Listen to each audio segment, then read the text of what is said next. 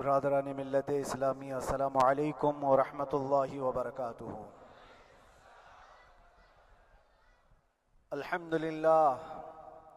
الحمدللہ الحنان المنان الذي خلق الانسان وعلمه البيان، والصلاة والسلام على رسوله سید الانس والجان وعلى آلہ واصحابہ ذوی الخیر والاحسان، اما بعد فأعوذ بالله من الشيطان الرجيم، بسم الله الرحمن الرحيم، وقل جاء الحق وزهق الباطل إن الباطل كان زهوقا، صدق الله مولانا العظیم۔ بارگاہ رسالت مآب صلی اللہ علیہ وسلم میں درود پاک کا ہدیہ پیش کریں۔ اللہم صلی علی سیدنا و مولانا محمد معدن الجود والکرم وآلہ واصحابہ الکرام وابنہ الکریم وبارک وسلم صلاة دائمة سرمدا ابدا۔ عزیزان گرامی وقار، میں یہ چاہتا ہوں جہاں پر آ کر ہم رکے تھے وہیں سے ہم پھر آگے بڑھتے ہیں۔ ہم رکے تھے کہاں آ کر؟ کچھ دیر کی خاموشی ہے، اس کے بعد ہم آگے بڑھتے ہیں، اس لیے کہ مجھے کوئی شعر اب یاد کرانے کی ضرورت نہیں اور نہ ہی کسی کے سامنے کچھ بولنے کی ضرورت ہے۔ حالات تو ایسے تھے کہ جو نان مسلم تھے وہ بھی ہمیں جیل میں دیکھ کر یہی کہتے تھے کہ آپ ہی نے کہا ہے یہ فلاں بات۔ ہم نے کہا اللہ تبارک و تعالیٰ نے تم کو بھی یاد کرا دیا۔ میرے عزیزو، ستیزہ کار رہا ہے ازل سے تا امروز، شرار بو لہبی سے چراغ مصطفی۔ یہ آج کل کے معاملات نہیں، ابتدا سے حق اور باطل کے معرکے ہوتے رہے۔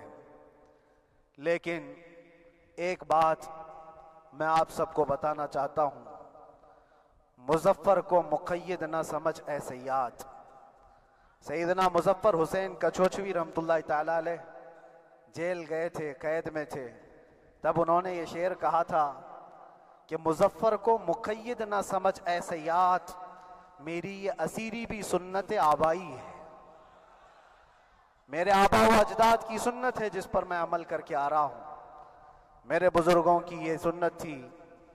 بہرحال جن کو جس راستے سے مجھے گزارنا تھا، لوگوں کے دلوں میں یہ ٹھنڈک تھی شاید کہ زبان بند کر کے چند دنوں کے لیے قید کر دیا جائے، مگر میرا عقیدہ یہ تھا کہ اللہ تبارک و تعالی جب تک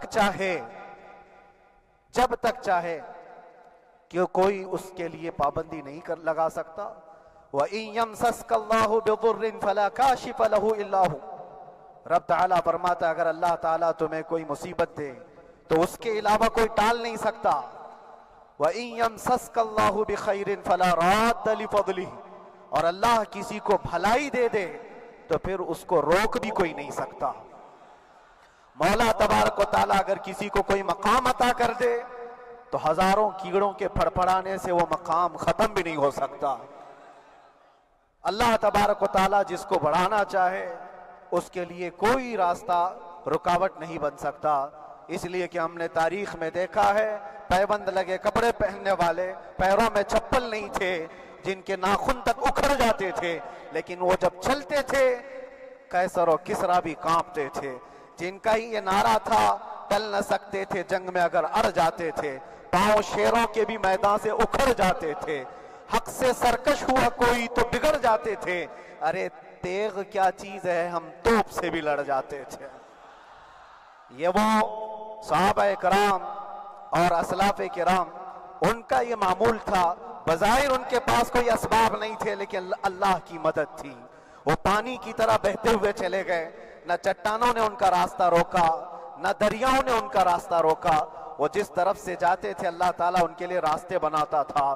عزیزان گرامی وقار، کون ہے وہ جو دریائے دجلہ میں اپنے گھوڑے دوڑائے تھے؟ کون ہے وہ جو دریا میں اپنی کشتیاں ڈال کر جلا دیا تھا کہ واپس جانے کا کوئی تصور نہ ہو؟ یہ سب میرے مصطفیٰ کریم کے دیوانوں کی ہی بات تھی۔ اسی لیے آج بھی دنیا گھبراتی ہے تو شانے لوگوں سے نہیں، دیوانوں سے ہی گھبراتی ہے۔ بہت زیادہ چالاک رہنے والوں سے نہیں، دیوانوں سے دنیا گھبراتی ہے، اس لیے کہ دنیا کو پتا ہے، دنیا جانتی ہے کہ دیوانہ کہاں دیکھتا ہے کسی کو پتا نہیں۔ اور یہ اس دیوانے کی بات کر رہا ہوں جس کے لیے اللہ کے حبیب صلی اللہ تعالیٰ علیہ وسلم کی عزت و وقار سب سے اول ہے۔ عزیزان گرامی وقار، آج آپ کے سامنے حاضر آیا، یہ میرے استاد گرامی، مربی، استاذ الاساتذہ، برادر گرامی حضرت العلامہ مفتی زبیر احمد صاحب قبلہ ادام اللہ اقبالہ، جنہوں نے دن رات ایک کر دیے تھے۔ میرے خیال سے 8 مہینے میں جتنے ان کے بال سفید ہوئے اس سے زیادہ نہیں ہوئے ہوں گے، صرف اس لیے نہیں کہ ایک بھائی کے لیے، اس لیے بھی لڑ رہے تھے کہ ایک عالم کے لیے جس سے دین کا بہت سارا حصہ وابستہ ہے۔ ان کی محنتیں رائگاں نہ گئیں۔ بہت سارے میرے احباب و اقربا، خاص طور پر مدن پورہ اور وکرولی سے، جنہوں نے اپنے گھر بار چھوڑ کر میرے لیے دوڑتے بھاگتے رہے، اللہ رب العزت اس بات کا شاہد ہے، ایک ایک دن اندر میں نے سب کے لیے دعائیں کی ہیں، اور ایسا نہیں کہ کوئی دن بھولا جاتا، اور باہر کی ہمیشہ یہ خبریں آتی رہتی ہیں کہ حالات کیسے کے کیسے ہوتے جا رہے ہیں۔ کبھی اگر گھبراہٹ اور بے چینی ہوتی تو میرے عزیزوں صرف ایک ہی بات ہمارے پاس تھی علاج کے لیے، ایک ہی علاج تھا۔ جب بے چینی بڑھ جاتی، اپنوں سے رابطہ نہیں ہو پاتا اور کسی کے خبر نہ پہنچتی، کھانے پینے کی تکلیفیں، رہنے سہنے کی مصیبتیں جب سر پر آتی تو ایک ہی علاج تھا، ان کے نثار کوئی کیسے ہی رنج میں ہو، ان کے نثار کوئی کیسے ہی رنج میں ہو، جب یاد آ گئے ہیں سب غم بھلا دیے ہیں، جب یاد آ گئے ہیں سب غم بھلا دیے ہیں۔ اس رسول محترم صلی اللہ تعالیٰ علیہ وسلم کا احسان عظیم ہے۔ بار بار مجھے یہ احساس ہوتا رہا، پوری دنیا اگر چھوڑ دے مگر یقین تھا آمنہ کا لال کبھی نہیں چھوڑے گا، اور چھوڑا بھی نہیں، اور چھوڑا بھی نہیں۔ ہر رات جو ہمارا معمول تھا ہم نے جو دیکھا، ہماری پچھلی زندگی میں ہم نے اتنے عجائبات نہیں دیکھے ہوں گے جو 8 مہینے کے اندر ہم نے دیکھے۔ نبی پاک صلی اللہ تعالیٰ علیہ وسلم کے انعامات و اکرامات، رب تبارک و تعالیٰ کی مدد سے دل مضبوط ہوتا ہے۔ عزیزان گرامی، ہم نے تو وہاں ایسے لوگوں کو دیکھا جو ڈپریشن کا شکار ہو کر کافر بھی ہو گئے، اور حالات سے گھبرا کر کے وہ انکار کر بیٹھے، کوئی خدا نہیں ہے، کوئی مدد نہیں آتی ہے، ایسے حالات وہاں دیکھے۔ لیکن ان حالات میں بھی اللہ تبارک و تعالیٰ کی مدد ساتھ رہی۔ رسول پاک صلی اللہ تعالیٰ علیہ وسلم کا انعام و اکرام یہ تھا کہ جس طرح سے گئے تھے اسی طرح سے واپس بھی آئے، جس طرح سے گئے تھے ویسی واپس آئے، اور نہ میرے مصطفیٰ نے باہر میری عزت میں کمی کی، نہ اندر عزت میں کمی کی، کہیں پر بھی نہیں۔ الحمدللہ، جس شان کے ساتھ رسول پاک صلی اللہ تعالیٰ علیہ وسلم اپنے چاہنے والوں کو رکھتے ہیں وہ میں نے دنیا میں دیکھا، اور پھر یہ عرض کیا آقا آج آپ کی عزت پر بات کرنے والے کو چاہے وہ 1000 کال کوٹری کے اندر ہو، آپ عزت کے ساتھ بٹھاتے ہیں تو پھر قیامت کے دن اس کی عزت کا کیا حال ہوگا۔ عرش حق ہے مسند رفعت رسول اللہ کی، دیکھنی ہے حشر میں عزت رسول اللہ کی۔ میرے عزیزو، ایک بات کو طے کر کے چلو، انہیں جانا انہیں مانا، نہ رکھا غیر سے کام، للہ الحمد میں دنیا سے مسلمان گیا۔ اس ایک بات میں جو عزت ہے، دنیا کے کسی مقام و منصب اور مرتبے میں عزت نہیں ہے۔ اور حالات دنیا انشاءاللہ میں سناتا رہوں گا۔ اللہ تبارک و تعالیٰ جب تک یہ زبان رکھا ہے حق بولتے رہیں گے اور سناتے رہیں گے، اور بھی حالات آپ کو انشاءاللہ العزیز آگے سناتے رہیں گے۔ لیکن آج خصوصیت کے ساتھ میں جمعہ کے لیے اسی لیے حاضر آیا کہ یہاں کے لوگ پل پل یاد کرتے رہے۔ حضرت مجھے ہر بار خبر دیتے کہ جب نماز سے فارغ ہو کر کے میں نکلوں تو مجھے لوگ پکڑ لیتے، کیا ہوا، اب کیا خبر ہے۔ تو جس قدر آپ کی بے چینی تھی، بے قراری تھی، میرے عزیزو مجھے بھی ملنے کی بے چینی اور بے قراری تھی، لیکن یہ ایک سٹیج تھا جس سے گزارا گیا ہے، ایک مقام تھا جس سے گزارا گیا۔ میں تو ایک نکما آدمی، میں تو ایک کم پڑا ہوا ہوں، لیکن آپ کو بزرگان دین کی اگر تاریخ پتہ ہو، امام اعظم ابو حنیفہ رضی اللہ تعالیٰ عنہ، جن کو ناحق جیل میں رکھا گیا تھا، امام موسیٰ کاظم رضی اللہ تعالیٰ 7 سال تک قید میں رہے۔ یہ کون امام موسیٰ کاظم؟ جن کے دربار میں جانے کے لیے غوث اعظم عبد القادر جیلانی رضی اللہ تعالیٰ 4 کلومیٹر دور اپنی چپل اتار دیا کرتے تھے۔ امام موسیٰ کاظم کا وہ دربار ہے جن کو باب الحوائج کہا جاتا ہے۔ تو اس امام کو 7 سال تک بغیر کسی قصور کے قید میں رکھا گیا، اور حد تو یہ ہے کہ اسی قید خانے میں زہر دے کر کے آپ کو مارا گیا ہے۔ آپ کا جنازہ جیل سے نکلا تھا۔ امام احمد بن حنبل جن کو 5 لاکھ حدیثیں یاد ہیں، نبی پاک صلی اللہ تعالیٰ علیہ وسلم کی، بغداد کے سرے بازار آپ کو ننگی پیٹھ پر کوڑے مارے گئے۔ آپ کو اندازہ ہے بزرگان دین کی ایک لمبی فہرست ہے۔ جب میں وہاں گیا تھا تو ایک بزرگ کی بڑی یاد آئی، وہ تھے حضرت مجدد الفیسانی رضی اللہ تعالیٰ۔ اکبر جیسے ڈکٹیٹر کے سامنے، اس زمانے کے سب سے بڑے ڈکٹیٹر بادشاہ کے سامنے آپ نے حق بات کا اعلان کیا تھا۔ مجدد الفیسانی رحمت اللہ تعالیٰ علیہ نے فرمایا تھا کہ اسلام نام سے جو دین ہوگا وہ محمد عربی کا لایا ہوا ہی دین ہوگا، کسی اور بادشاہ کا بنایا ہوا نہیں ہوگا۔ اس بات پر آپ کو قید میں ڈالا گیا تھا، 8 سال تک قید میں رکھا گیا۔ 8 سال میں بادشاہ مر بھی گیا، بیٹا بادشاہ بنا، لیکن کسی نے آ کر جہانگیر کے سامنے یہ بات رکھی کہ آپ کے باپ نے جس مولانا کو قید میں ڈالا تھا گوالیار کی جیل میں، 8 سال میں جیل کا نقشہ بدلا ہوا ہے۔ تو بادشاہ نے پوچھا ہوا کیا ہے؟ کہا کہ اس مولانا نے 8 سال میں تقریباً 700 قیدیوں کو عالم بنا دیا ہے۔ درس حدیث، درس تفسیر، قرآن کا علم، نمازیں جماعتوں سے وہاں اس طرح ادا ہوتی ہیں جیسے لگتا ہے گنبد خضرا کی چھاؤں میں ہے۔ رب تبارک و تعالیٰ کا یہ احسان عظیم تھا۔ ان 8 مہینوں میں بحمدہ تعالیٰ میں نے اپنی لائف میں کبھی اتنی امامت نہیں کی تھی جتنی وہاں امامت کیا، اس لیے کہ پابندی نہیں ہو پاتی۔ جب جب امام رہا مسجد میں چھٹیاں ہوا کرتی تھی، ادھر ادھر آنا جانا، لیکن وہاں پر کبھی کسی نماز میں چھٹی نہیں ہوئی، اور امامت اللہ تبارک و تعالیٰ کو جہاں لینا ہے وہاں لیتا رہے۔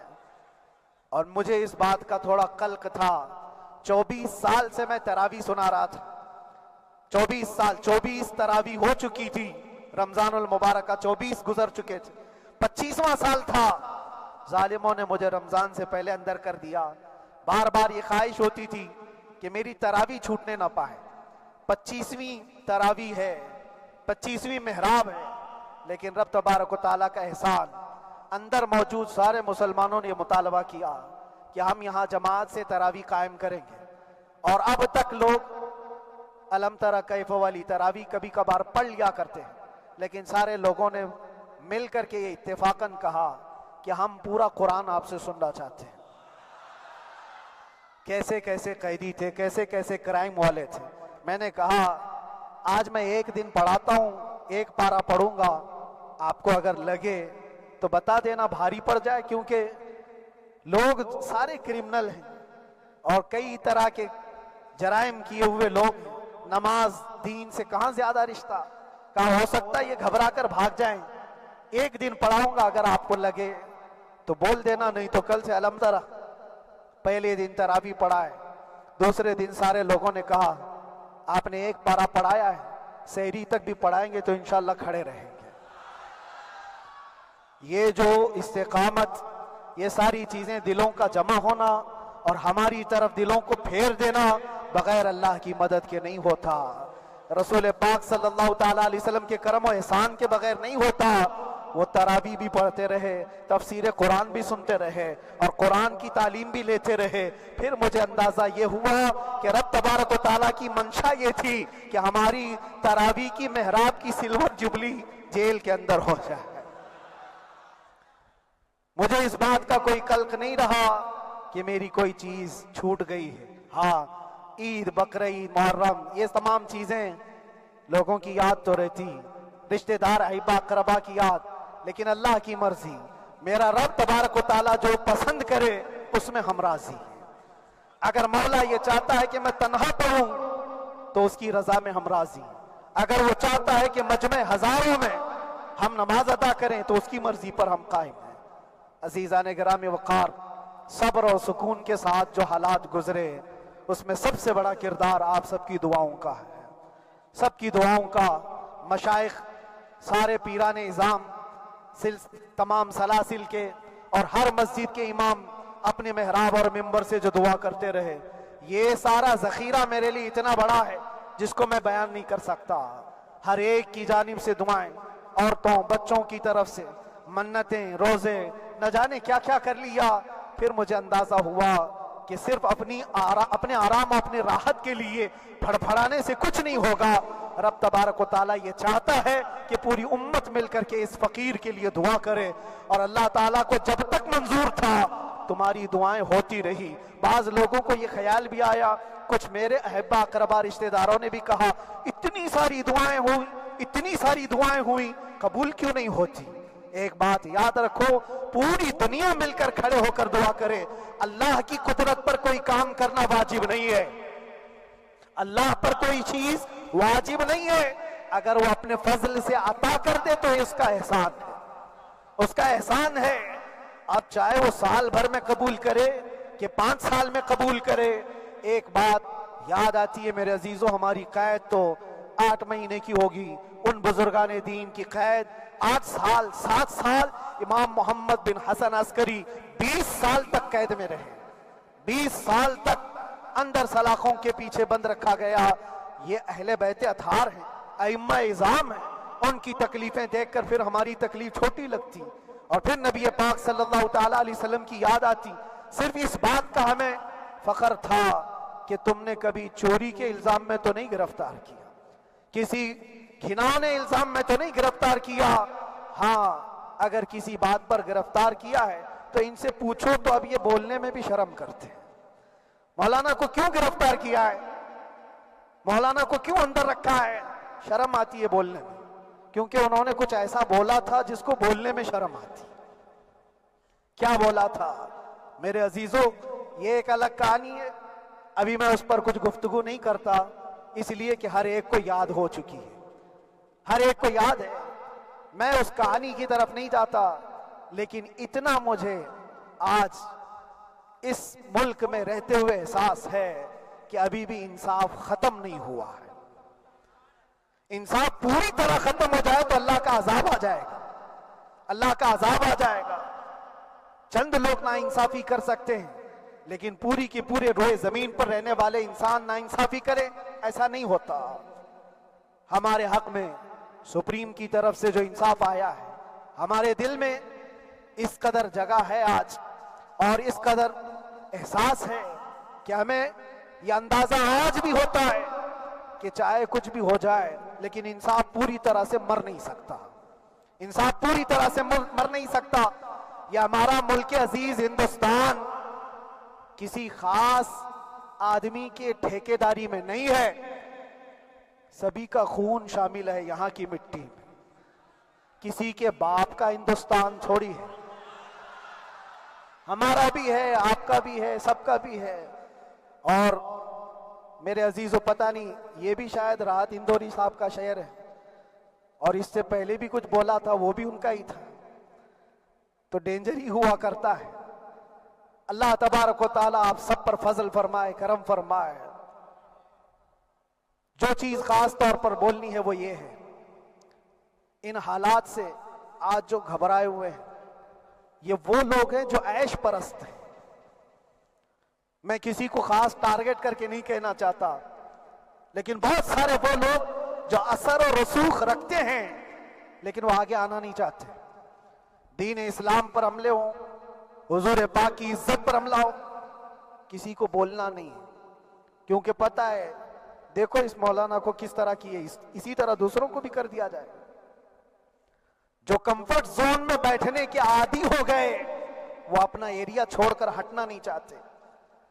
اگر میں کچھ کہوں گا حضور پاک صلی اللہ تعالیٰ علیہ وسلم کی ناموس کے لیے تو میرا عیش خطرے میں آ جائے گا۔ اکثر کی یہی سوچ ہے، میرا تو اپنا دھندا ہے، میرا بزنس ہے، میرے بیوی بچے ہیں، ہو سکتا ہے یہ مولانا کو کسی چیز کی فکر نہیں ہوگی۔ آپ کو میں بتاؤں، آپ کو اندازہ نہیں ہمارے دل میں ہمارے بچوں کی کتنی محبت ہے۔ میرے بھی چھوٹے سے بچے ہیں، جب وہ جیل کی سلاخوں کے سامنے آ کر آنسو بہاتے تھے تو دل پر چھریاں چلتی تھی.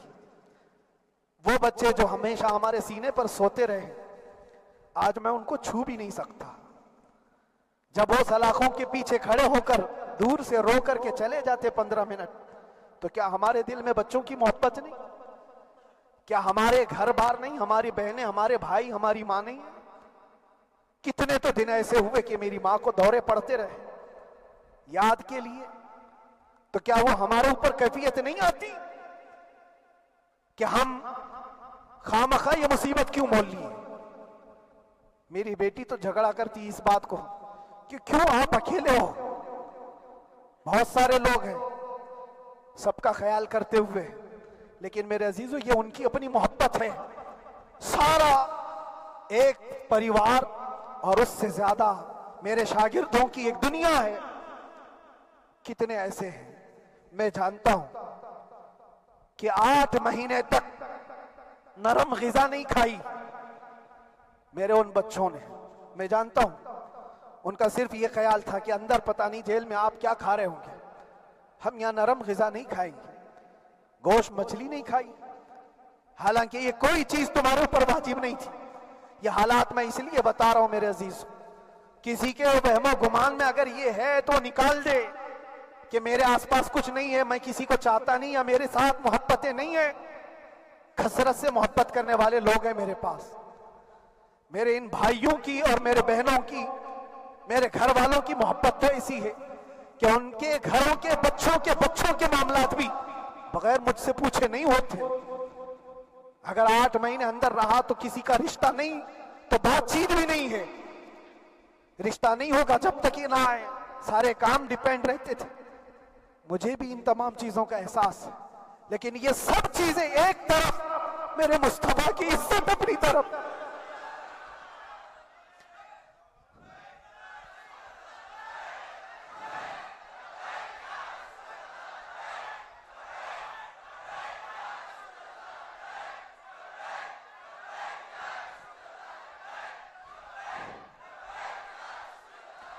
میرے عزیزوں,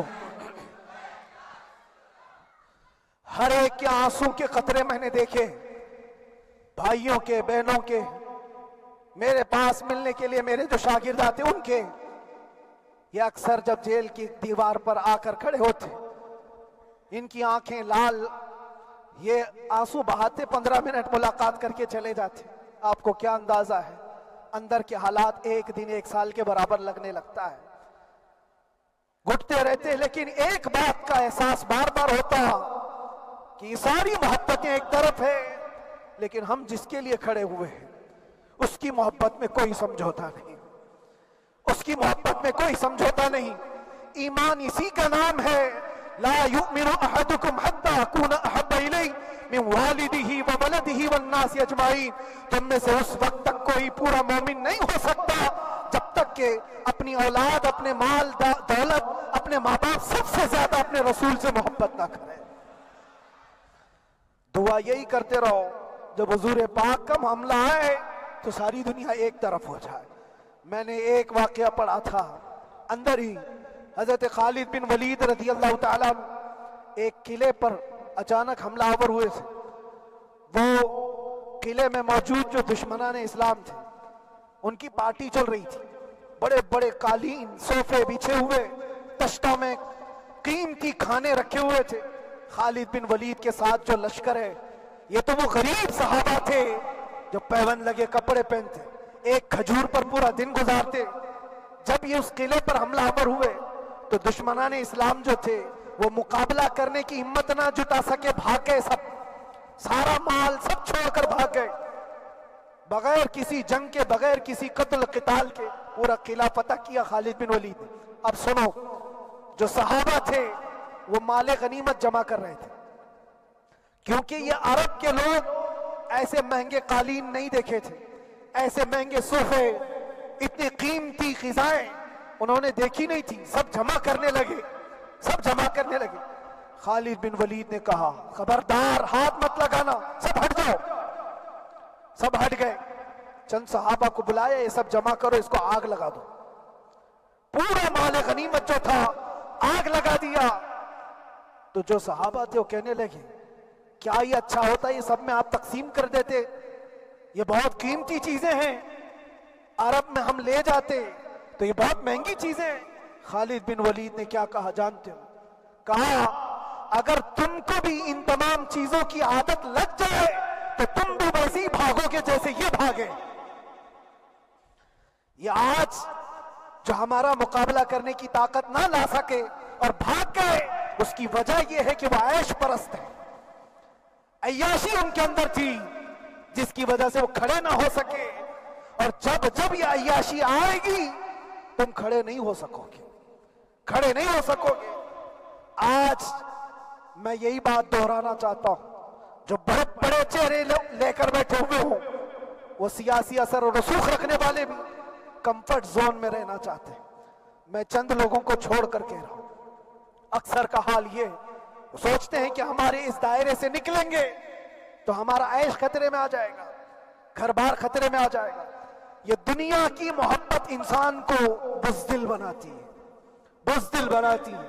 اس لیے میرے عزیزو، آپ جب کبھی یہ بات آئے، ایک طرف میرا پورا خاندان، ایک طرف میرے عیش کی زندگی اور ایک طرف رسول پاک کی عزت کا معاملہ، تو آپ مجھے بتاؤ آپ کس بات کا فیصلہ لیں گے؟ اسی بات کا فیصلہ لینا ہوگا نبی پاک صلی اللہ تعالیٰ علیہ وسلم کی عزت کی خاطر تمہیں اس بات کا فیصلہ لینا ہوگا۔ اپنا سب کچھ گنبد خضرا کل بھی تھا آپ، میرے نبی سے میرا رشتہ کل بھی تھا آپ، اور بتلا دو گستاخ نبی کو غیرت سنی زندہ ہے، ان پہ مر مٹنے کا جذبہ کل بھی تھا آپ۔ بس یہ جذبہ باقی رہے، ہم کسی کو لڑنے کے لیے، مرنے کے لیے، مارنے کے لیے میدانوں میں اتارنے کی بات نہیں کرتے۔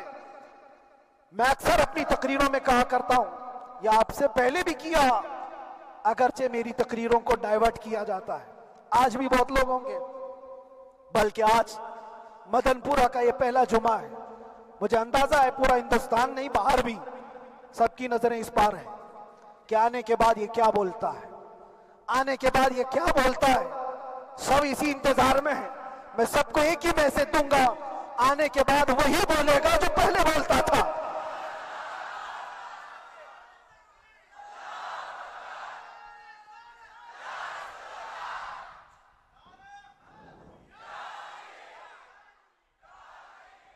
اگر کچھ غلط ہوتا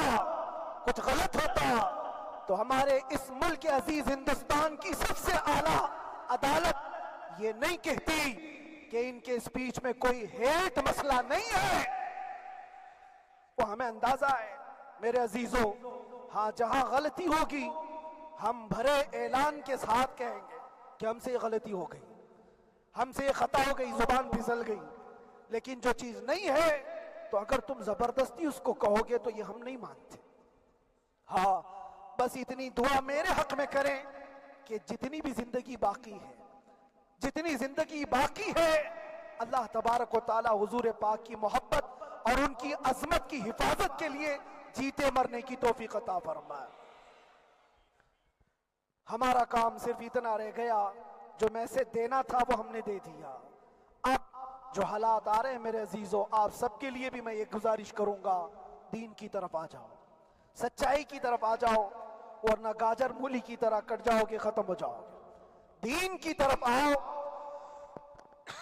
سچائی کی طرف آؤ، اور اسلام نے کہیں پر بھی تمہیں کسی طرح کے آتنک اور دہشت کی تعلیم نہیں دی ہے، کہیں پر کسی ٹیررسٹ کی کوئی بھی تعلقات کی۔ کہیں مجھے کوئی بات بتا دو، اگر کوئی مسلمان اس طرح کی حرکتیں کر جاتا ہے جس کو یہ لوگ بدنام کرتے ہیں، تو ہم سمجھتے ہیں اس کا اسلام سے تعلق نہیں ہوگا۔ اسلام سے تعلق ہوتا تو اس کے اندر صدیق اکبر اور فاروق اعظم کی ادائیں ہوتی۔ آج آپ کو وہ معاشرہ زندہ کرنے کی ضرورت ہے۔ میں نوجوانوں سے کہوں گا، بہت دن گزار لیے ٹک ٹاک پر مجرے، اور تمہارے اس انٹرنیٹ کی دنیا پر جس طرح تم نے آوارگی کر لی ہے، اب وقت کم بچا ہے۔